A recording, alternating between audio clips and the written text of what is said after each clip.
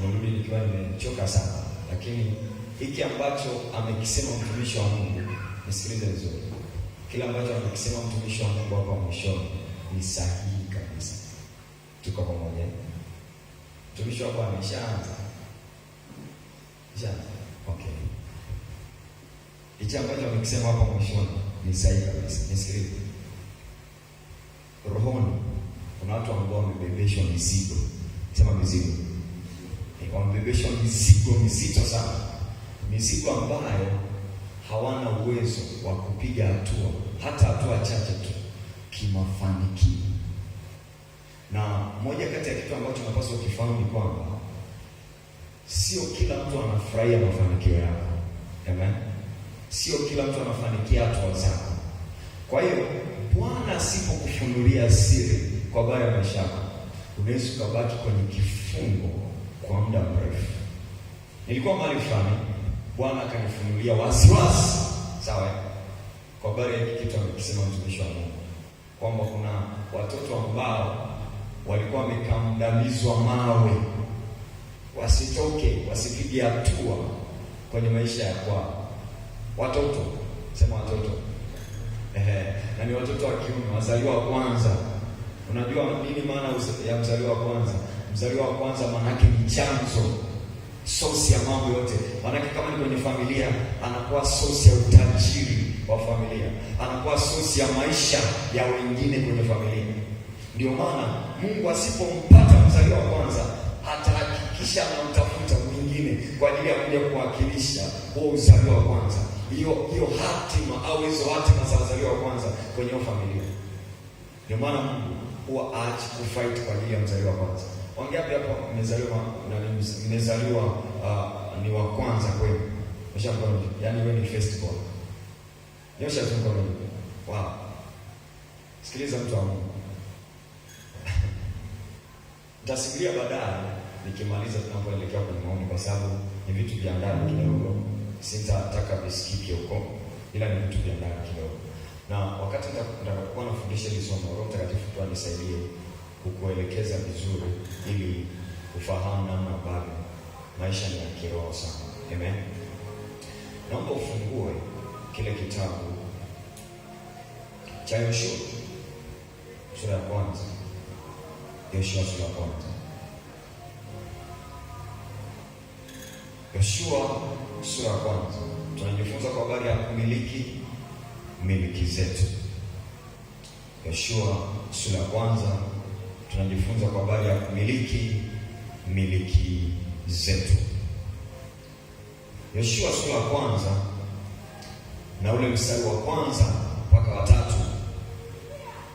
Maandiko yanasema, kama hujafunguliwa ubaoni, shika tu Biblia yako tusome kwa pamoja. Yoshua sura ya kwanza mstari wa kwanza mpaka ule mstari wa 3. Maandiko yanasema, ikawa baada ya kufa kwake Musa, mtumishi wa Bwana akamwambia Yoshua mwana wa Nuni, mtumishi wa Musa, akasema, Musa mtumishi wangu amefanyaje? Amekufa. Musa mtumishi wa Bwana amekufa. Musa mtumishi wangu amekufa. Haya basi, ondoka, vuka mto huu wa Yordani, wewe na watu hawa wote, uende hata nchi niwapayo wana wa Israeli. Hii safari, kama unafikiria ilikuwa rahisi, haikuwa rahisi. Sawa? Hii safari, kama unafikiria kama ilikuwa rahisi, haikuwa rahisi. Na urahisi wake unaweza kuona kwa sababu tu ulikuwa unaona Musa anaambiwa nyanyua fimbo, weka kwenye bahari na gharika. Unaweza kuona hiyo. Nisikilize. Ili Mungu ahusike kwenye kukupa ushindi kwenye hayo mambo ambayo amekuandalia mbele yako, atahitaji akutumie wewe. Sawa? Na watu wengi huwa hawako tayari kufanyaje? Kutumiwa. Weka mkono kifuani, sema, Baba, nipe utayari wa kutumika kwa ajili ya ukombozi wa maelfu. Sikiliza. Musa amepitia kashikashi nyingi. Sikilize, cha kwanza kilichotokea ni Musa kuwa kwenye familia ambayo inaabudu miungu, na wakati huo yeye hapaswi kuabudu miungu, na walianza kumwandaa ili aje kuwa mtu ambaye atakuwa mmiliki wa hiyo miungu iliyokuwepo pale kwa Farao Musa. Lakini kilichotokea ni kwamba Mungu akamspea Musa mapema sana, akamuokoa Musa, akamtenga Musa mapema sana kabla hatari haijatokea. Sasa kilichotokea ni kwamba wakati Mungu anamwandaa Musa, kuna sadaka kubwa ilitolewa.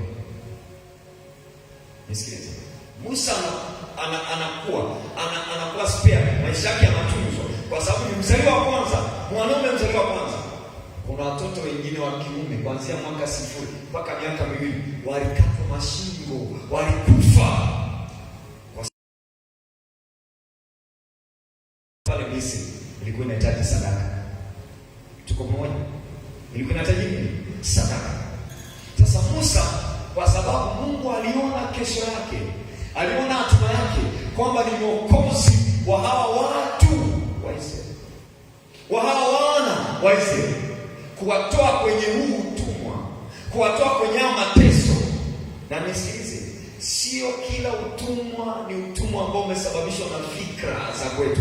Hapana, kuna utumwa ambao ni matokeo ya miungu iliyoko kwenye maeneo fulani. Nisikilize, hao watu wanaenda kupeleka kwenye matofali, wanajenga huko, wanajenga yale maminara makubwa, wanatengeneza matofali makubwa, wanaspendi ule muda mwingi kwenye utumwa, miaka yote miaka. It was just because of the altars. Ilikuwa ni kwa sababu ya madhabahu zilizokuwepo pale, ndizo zilizokuwa zinawafanya waendelee kushikwa, waendelee kukamatwa, waendelee kufungwa. Kilichotokea, Mungu akamtafuta Musa. Musa anatoka, anajitambua sasa yeye sio wa familia Farao. Kwa nini? Kwa sababu ndani yake kulikuwa na mbegu. Unaweza kuanza maombi yako na mwambia Mungu, nionyeshe mbegu ambayo umeweka ndani yangu, itakuwa nitofautisha na watu wengine, na watu wengine kwenye hili taifa, itakuwa nitofautisha na watu wengine kwenye mji. Kwa nini? Kwa sababu usipoitambua hiyo mbegu ndani yako, kuna wakati tabia za mji, tabia za watu wanaokuzunguka zinaweza zikakugeuza na ukaanza kufanana nao. Ni maombi yangu kwamba usifanane na watu ambao uliwakuta kwenye maeneo katika jina la Yesu. Ni maombi yangu wasikugeuze tabia zako na usigeuze ukawa kama wao katika jina la Yesu. Listen. Musa anatoka. Kilichotokea, inabidi aondoke akiwa ameua. Angalia, kuna kesi zinakuja kwenye maisha, sio kwa sababu Mungu ameruhusu, sio kwa sababu wewe umependa. Kuna watu ambao wameingia kwenye mauzinzi, sio kwa sababu Mungu ametaka waingie kwenye uzinzi. Kuna watu ambao wamepitia changamoto kubwa kwenye maisha, sio kwa sababu Mungu amependa. Hapana, kwa sababu ya miungu iliyoko nyuma. Na hii ilikuwa ni kwamba apatiwe kesi, ameua, halafu afungwe, aendelee kutumika Misri kwenye ile miungu. Sikiliza vizuri. Tukimuuliza Musa ni ndoto gani alikuwa akiota wakati yuko Misri, alikuwa anaota ndoto yuko kwenye kiti cha ufalme pale. Halafu anaita waganga, wanafanya uchawi, wanatengeneza majoko. Ndicho alichokuwa anakiota Musa. Nisikilize. Iliwahitaji watu walio rohoni kuvunja madhabahu zote ambazo ziliwahi kuwepo. Hata sasa inamhitaji mtu wa rohoni mmoja ili avunje kitu ambacho kimekuwa kizuizi kwenye familia yake, kitu ambacho kimekuwa kizuizi kwenye maisha yao, kitu ambacho kimekuwa kizuizi kwenye ukoo, kitu ambacho kimekuwa kizuizi kwenye taifa. Na huyo mtu ni wewe.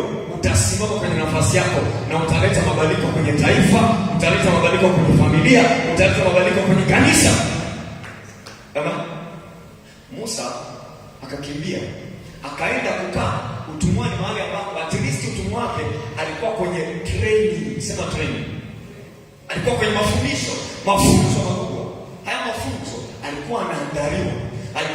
Naomba niwashie na hilo. Alikuwa anaandaliwa ili aje sasa kusaidia ufalme. Aje kusaidia hao watu ambao Mungu alikuwa amewabebesha uongozi, alikuwa amebebesha vipawa, alikuwa amebebesha karama nyingi, alikuwa amewabebesha umiliki na mtawala wa vitu ambavyo wakati huo walikuwa wanatawaliwa, walikuwa hawako navyo. Listen, amekwenda kwa mzee mmoja anaitwa mzee Yesu. Huyu mzee Yesu akamwozesha mtoto wake na akawa ameoa pale, lakini kwenye poa kwake akaanza kumtumikia kama mchunga kondoo na ng'ombe wa mzee. Amekaa miaka 40. Imagine, aliondoka akiwa na miaka 17 almost. Amefika kwa mzee Yethro akakaa miaka mingapi? 40. So jumlisha 40, alitoka kula akiwa na miaka kama 50 na kitu. Sio naelewa. Ametoka kule sasa, Mungu akakutana naye. Nisikilize vizuri. Hauhitaji watu. Sawa eh? Hauhitaji watu. Mungu anaweza kutumia watu, lakini hauhitaji watu kwanza. Tuko pamoja? Unahitaji encounter. Sema encounter. Angalia historia ya watu wengi kwenye Biblia. Leo naomba unielewe tu kwa makini, na kutokea hapa maisha yake yatabadilika katika jina la Yesu. Maisha yake yatakuwa mengine na yatakuwa tofauti, yatakuwa ya mguso katika jina la Yesu. Ndio maana Mungu amekuruhusu uje. Sema amen. Sikiliza vizuri. Mungu akakutana na Musa. Baada ya kukutana na Musa, Musa yuko pale, hajui A to Z about God.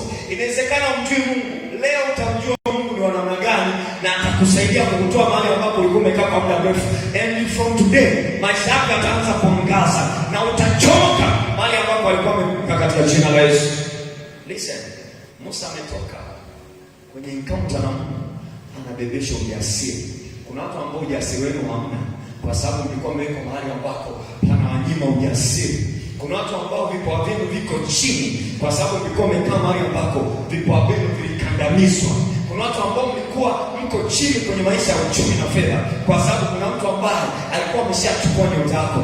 Nyota yako na kipawa chako na karama zako na huduma yako na pesa zako zinarudi leo katika jina la Yesu. Kila ibada ni ya tofauti. Mwambie jirani yako, kila ibada ni ya tofauti. Na leo kuna kitu cha tofauti Mungu anakiachia tena kwenye maisha yako katika jina la Yesu. Sikiliza.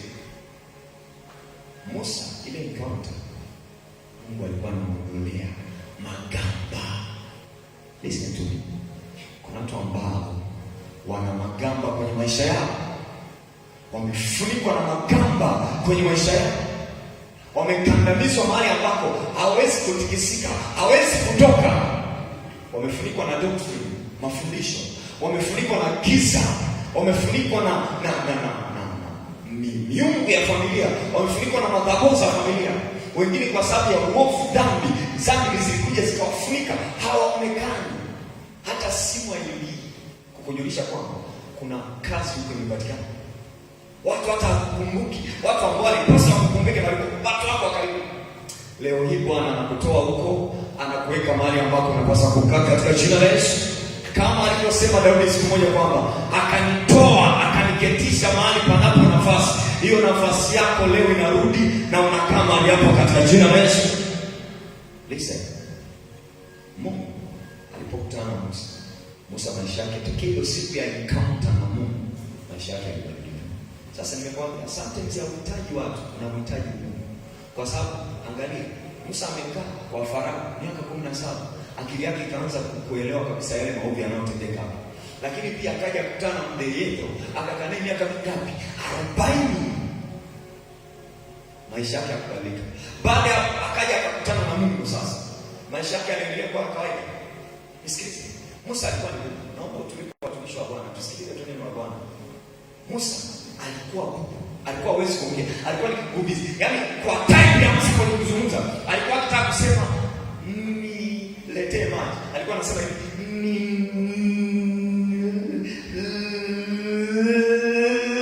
niletee maji. Ndio Musa huyo. Sasa siku amekutana na Mungu. Kigugumizi chote kikafanya kikaisha. Hiyo hofu iliyokuwa kwenye maisha yako leo inaondoka katika jina la Yesu. Hicho kizuizi ambacho kilikuwa kwenye maisha yako leo kinaondoka katika jina la Yesu.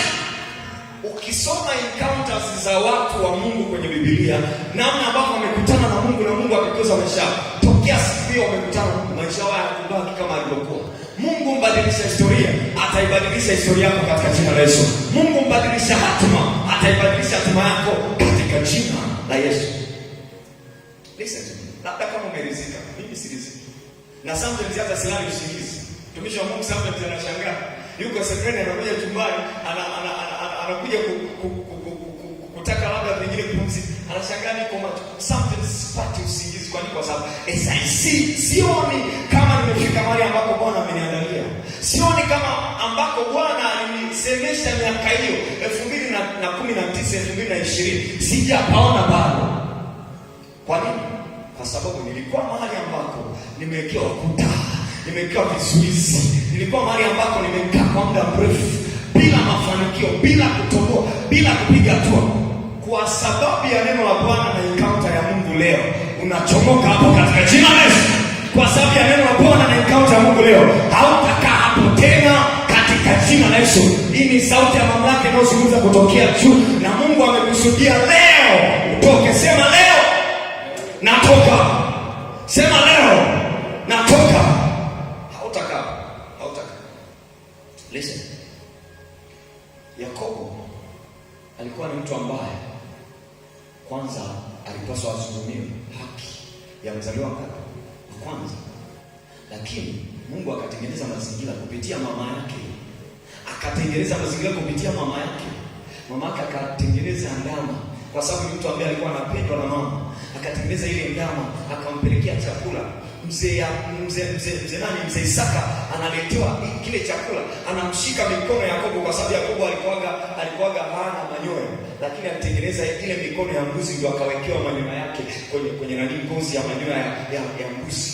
Kwa Esau ana manyoya lakini wamejaribu kuficha. Mzee Isaka anamshika Yakobo hivi, anagundua, anamwambia, ninavyokushika hivi ngozi yako naiona ni kama nani? Naona ni ngozi ya nani? Ya Esau, lakini sauti ni Yakobo, lakini wacha nikubariki. Sasa nikwambie siri nyingine, alivaa mpaka mavazi ya nani? Mavazi yako yana harufu. Labda kama umeelewa. Sasa mtu anaweza kukuharibia hata harufu yako. Harufu yako kikaharibika. Ukipita mahali watu wanasema mbona ananuka? Ukiongea nao tu hata kwa mdomo hivi anasema unaenda kuomba kazi, unazungumza tu neno moja, nimekuja kuomba, anasema kazi hazipo, nafasi hazipo. Watu wanadai. So Mungu anakutengenezea mazingira leo. Mungu anakutengenezea mazingira leo. Mungu anakutengenezea nafasi leo. Mahali ambapo umekataliwa, aidha ni kwenye mji wa Mbeya, ni Tanzania. Tanzania itakukubali na itatukubali katika jina la Yesu. Mbeya itakukubali na itatukubali katika jina la Yesu. Akapata kibali, akabarikiwa. Ametoka hapo, hiyo haikutosha. Hapa si alikuwa amekutana na Mungu kupitia mtu. Ilihitaji personal encounter. Mwambie jirani yako personal encounter. Mruhusu Mungu akutane na wewe kibinafsi leo. Personal encounter. Kilichotokea, amekutana na Mungu kibinafsi sasa. Maisha yake yalibadilika. Alikuwa amelala, akaona malaika wanapanda na kushuka. Ninapenda sana encounter na Mungu kwa sababu kila encounter na Mungu, kila kukutana na Mungu ni kubadilishiwa maisha.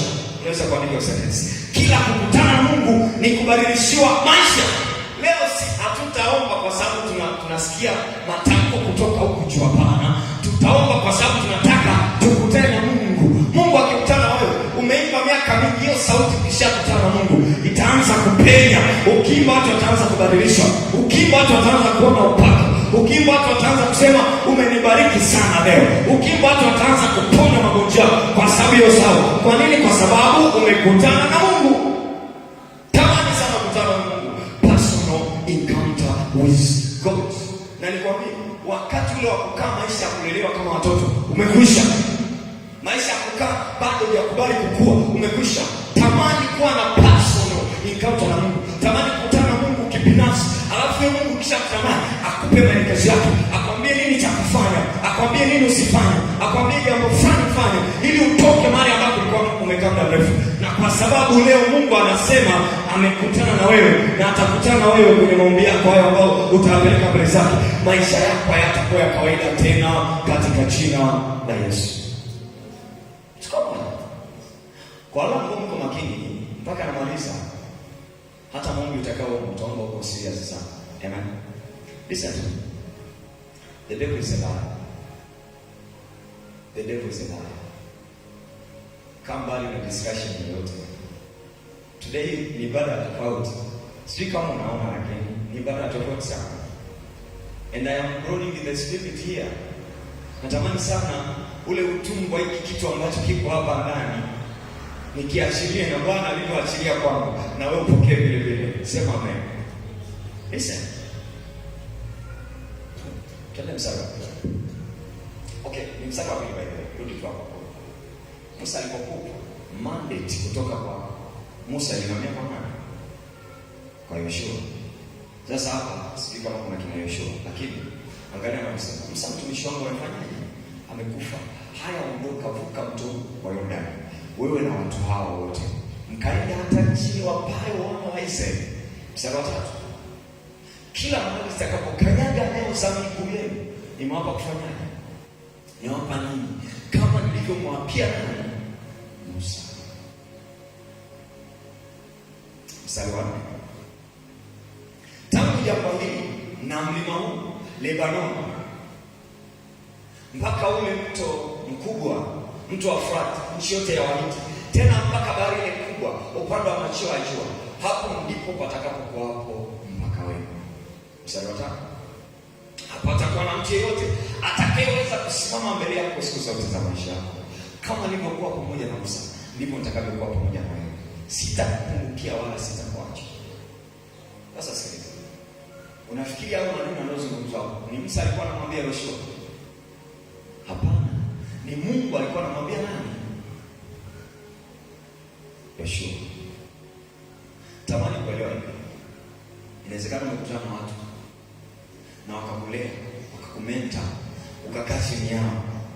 Ifike wakati utamani, anaposimama hapa anasema nimekutana na Mungu. Ifike wakati na wewe utamani useme, Mungu naomba ukutane na mimi kibinafsi. Unipe maelekezo yangu kibinafsi. Na leo ni siku yako, inabidi mwambie. Sasa angalia.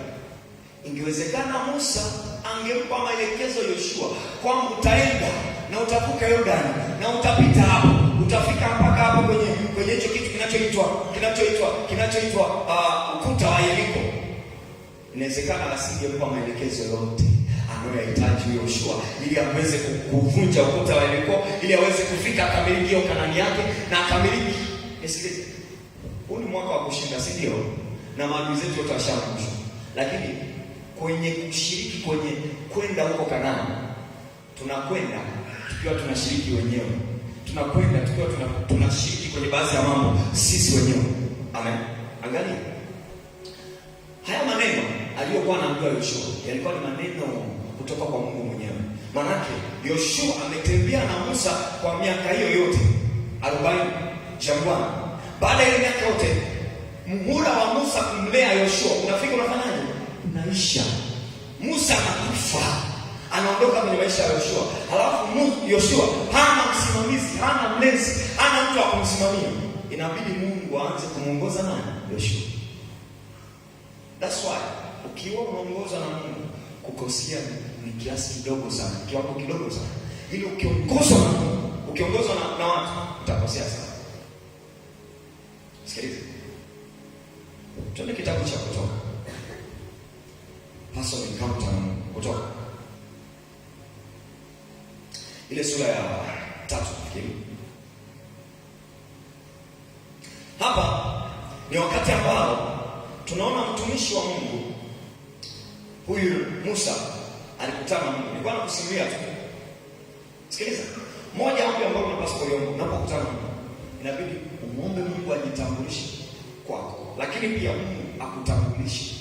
Angalia ile sura ya 3 kuanzia mstari wa 11 mpaka mstari wa 14.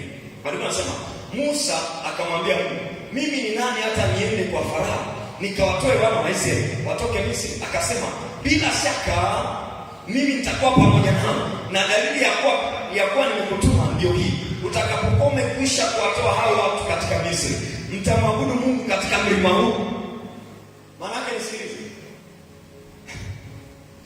Musa alitaka kwenda peke yake. Sawa eh? Na alikuwa ameshaanza kwenda. Ila Mungu akasema, Musa hapana. Rudi, kuna watu na waacha mahali. Inabidi wachukue hao ili mje huko kwenye mlima mniabudu. Maana yake Musa Misri. Alienda maili nyingi sana, lakini hakukumbuka kwamba hatima ya watu wale waliokuwa Misri alikuwa ameibeba, kuwatoa kwenye utumwa, kuwaleta kwenye maisha mazuri. Kwa hiyo mhitaji arudi. So sometimes back to God asking him is good. Kwa nini? Kwa sababu unaweza ukaendelea peke yako kwa maelekezo ya watu waliokupa, lakini ukawa unaendelea kukosea. So inabidi urudi kwa Mungu ili Mungu akupe maelekezo sahihi. Angeendelea kuwaweka watu kwenye vifungo. That's why mimi pia ni mzaliwa wa kwanza. I was there raising my hand to God and asking God, tell me God. Nikagundua alichonitumia kufanya leo ndicho ambacho mtumishi wa Mungu amekisema. Basi namshukuru Mungu. Maisha ya mzaliwa wa kwanza wewe hayatakandamizwa nayo mawe katika jina la Yesu. Bwana amenisogeza hilo jiwe, ameniondoa mlangoni na umetoka mahali hapo ukiwa uko huru. Nenda kwa kasi ya spidi kubwa katika jina la Yesu. Yesu alipokuwa kaburini alihitaji malaika. Mungu anaweza asitume malaika kutoka mbinguni akatuma mtu. Na huyo malaika inawezekana ni wewe. Inawezekana ni wewe wakati huu. Inawezekana malaika alikuja kwa mwili, katika mwili na akaja kuitoa hilo jiwe mahali ambapo alikuwa amekandamiza maisha yako. Katika jina la Yesu leo umetolewa hapa ambapo ulikuwa umefungwa na ulipokuwa umekandamizwa. In the mighty name of Jesus. Sherika branoskata baranoskata. Likando rimasa. So it's good to ask God. Ninapoenda hivi, ninaenda sawa sawa, ninakufanya haya, ninakwenda sawa sawa. Inawezekana niko naenda, nimetangulia mbele. Nisikilize, umetangulia hatua nyingi mno, lakini hizo hatua uko peke yako, kuna hatima za watu umeziacha.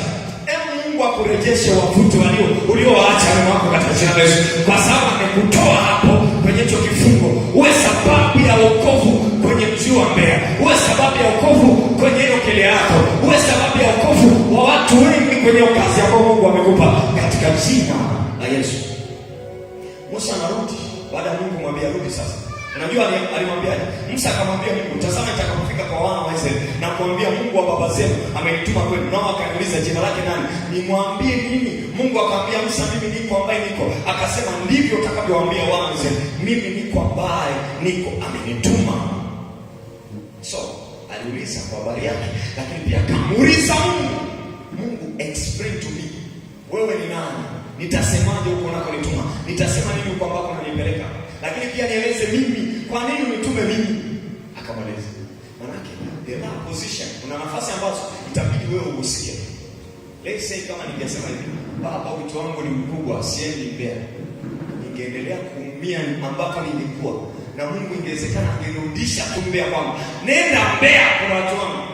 Na niko hapa kwa kusudi maalum. Yale ambayo Mungu amekusudia kuyazaa kupitia mimi yatazaliwa katika jina la Yesu. Na yale ambayo Mungu amekusudia kuyazaa kupitia wewe yatazaliwa katika jina la Yesu. Hakuna hata mmoja atakalosalia, na kila jiwe juu ya jiwe litashushwa, na wewe utatoka na utatoa aliyokuwa amekandamizwa nayo mawe katika jina la Yesu. So maelekezo yakaisha. Musa akachomoka, akachomoa na Israeli. Sasa zamu ilikuja kwa Yoshua. Zamu ilikuja kwa nani? Kwa Yoshua. Hebu tuende kitabu cha Hesabu kidogo. Hesabu sura 33. Na mimi naelewa vizuri. Hesabu 33. Ule mstari wa 51 mpaka ule mstari wa 53. 51 mpaka 53. Tunaweza tukaanzia 50. 33 50 mpaka 53. Angalia maelekezo aliyopewa Musa ndio maelekezo ambayo alipewa Yoshua baadaye. Nisikilize. Andika sentensi. Kila Daudi ana Goliathi wake. Hujaelewa? Kila Daudi ana nani? Ana Goliathi wake. Bila kumpiga huyo Goliathi, hataachia miliki zake. Bila kumchakaza huyo Goliathi, hataachia miliki wake. Na nisikilize. Unaowaona hao wanaopita nje, waliokuzunguka pale mtaani kwako, sawa? Inawezekana uko unaona ni watu wa kawaida, lakini inawezekana kabisa kwa wazi Mungu akikufunulia hao ndio magoliati wako. So lazima ukubali kushinda hao magoliati walioko kwenye maisha yako. Lazima ukubali kupigana mpaka ushinde hao magoliati walioko kwenye maisha yako. Sasa Musa anapewa maelekezo. Kisha Bwana akasema na Musa, hapo katika nchi tambalale Samuamu karibu na Yordani. Sasa watu waliokuwa mbele ya Musa walikuwepo Waperizi, walikuwepo wa Moabu, walikuwepo watu gani tena? Waamori. Sawa? Kulikuwa na makabila Waamoni, wote walikuwa mbele yake. Na Musa wakati anakwenda, ilikuwa inabidi awabonde hawa Waamoni, awabonde wa Perizi, awabonde wa Moabu, ndipo amiliki. Sema kila adui mbele yangu ataangushwa. Sikiliza. Maandiko yanasema, nena na wana wa Israeli, uambie, okay, angalia sasa, angalia hapa kitu kimoja. Turudi kwenye mstari wa 50. Kisha Bwana akaenda Musa hapo katika nchi tambarare ya Moabu, karibu na Yordani, hapo Yeriko, na kumwambia. Kumbe Musa aliwahi kufika Yeriko. Sasa inawezekana ni miaka wakati wako huko, ule ukuta ulikuwa bado hujafanyaje? Haujajengwa. Labda alikuwa kwenye hatua za kumalizia, lakini ule ukuta haukuwa ukuta. Angalia, labda nikutolee ufafanuzi huu mzuri kwamba sasa hivi kuna kitu ambacho kiko mbele yako, inabidi ukipige, lakini kumbe sio wewe ambaye ukipige, inabidi aje mwingine ili apigane kwa niaba yako. Mungu atangulize malaika mbele yako katika jina la Yesu. Nao malaika waliotangulizwa kutokea kwenye nafikiri kitabu hiki cha Hesabu, waliotangulizwa mbele yetu wako wanashughulika nao Magoliathi katika jina la Yesu. Wanashughulika na hizo kuta za Yeriko katika jina la Yesu. Wakati tunapita, tutapita kana kwamba pako njia tambarare na tutakwama katika jina la Yesu. Ni huduma, ni biashara, haitakwama katika jina la Yesu. Listen. Yeriko ilikuwepo wakati msaidizi, lakini Yeriko iliangushwa na nani? Na Yoshua na watu wake na kina Caleb, sio? Haikuangushwa na Musa. Angalia mstari unaofuata 51. Nena na wana Israeli waambie, mtakapovuka mto Yordani na kuingia nchi ya Kanaani, ndipo mtakapowafukuza wenyeji wote wa nchi mbeleni. Na Mungu ni mwaminifu, hawezi kumwambia Yoshua kwamba ukifika kabla ya kuvuka Yordani Musa atakufa. Kwa nini? Akikwambia mapema ndio kitatokea baadaye, unaweza ukakata tamaa. Unaweza ukashia njia. Ningeambiwa yote kabla sijafika, ningekata tamaa. Ningeambiwa yote kwa habari ya Mbeya kabla sijafika Mbeya, ningekata tamaa. Kwa Mungu alimficha Yoshua, akamwambia pana, utakuwa na mtumishi wangu na mtavuka kutoka hapa kwenda Yordani. Ndipo ambavyo Mungu amekusimulia habari yako, lakini this time it is time for you. Ukutane na huyo Mungu sasa, akubebeshe hiyo nguvu mpya, akubebeshe huo ujasiri mpya, akupe huo uwezo mpya, ili unapoanza kusonga mbele, unapoanza kupiga hatua, usikwamishwe na ukuta mbele yako. Na mimi natamka kama kuhani wa Bwana, hakuna ukuta ambao utaukuta mbele yako ukiwa umesimama. Kila ukuta utaukuta ukiwa umepasuka, na utapita kana kwamba ni nchi tambarare. Listen. Ndipo mtakapowafukuza, angalia, naambia mtakapowafukuza wenyeji wote wa nchi mbele yenu, nanyi mtayaharibu mawe yao yote. Angalia, kulikuwa na miungu ambayo inafanyika kwenye mawe. Hivi unajua kwa nini alikusanya mawe 10 na mangapi? Nikupe siri kidogo, nikupe kodi. Mchawi anaweza kuchukua hii speaker, akasema hii speaker ni John, alafu John akafungwa kwenye speaker, ili akianza kuongea watu wasikie makelele kama speaker. Sio ndio? Sasa zamani walikuwa wanaweka mawe kama representation ya watu. Hata nani? Elisha sisi aliambiwa achukue mawe mangapi? 10. Alikuwa ni Elia. Mawe Elia. Mawe 10 na ngapi? Na mawili. Representation ya makabila. Kwa hiyo hapa naambiwa mbomoe na mawe yao yote yenye kuchora sana. I told you one day, nikakwambia hata ukikuta sanamu imekaa ukutani, usifikiri ni sanamu ya kawaida. Zingine ni watu, zingine ni miungu. Ndio maana kuna majengo ambayo kwa sababu ya hizo alama yamesimamishwa mahali, hayatoki, hayabomolewi. Kila ukuta wa Yeriko baada ya neno hili uvunjike katika jina la Yesu. Kila ngome za Yeriko baada ya neno hili zivunjike katika jina la Yesu.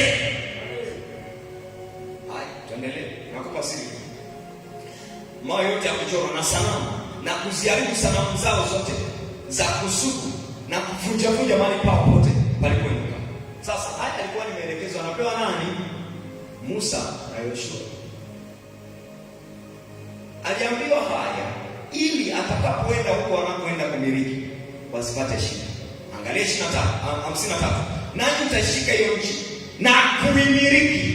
Sema kuanzia leo kila mmiliki aliyekuwa na miliki kwenye ardhi hii, kwenye anga hii, kwenye nchi hii, kwenye mkoa huu anaondoka na naanza kumiliki mimi katika jina la Yesu. Hebu nenda kwa lugha kwa dakika chache. Rakatakapakosakata.